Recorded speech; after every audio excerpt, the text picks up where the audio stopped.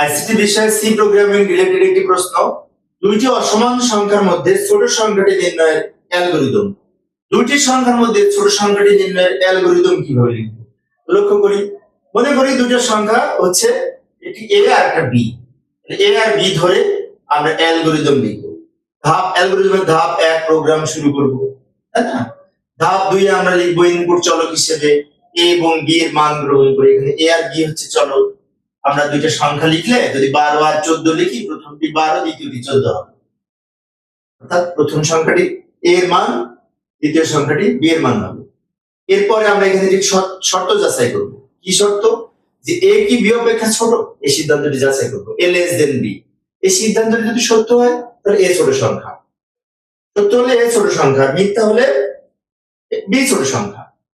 আমরা 3 নাম্বার এই শর্ত যাচাই করব। 3 নম্বরে যদি সত্য হয় তাহলে এ ছোট।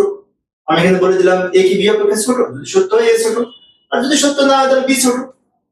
প্রোগ্রাম শেষ করি এইভাবে। অর্থাৎ এখানে এই মাঝখানেটা হচ্ছে মেন, এ লেস দেন বি। অর্থাৎ আমরা এখানে শর্ত যাচাই করলাম এ কি বি অপেক্ষা ছোট, যদি সত্য হয় এ ছোট, সত্য না হলে বি ছোট।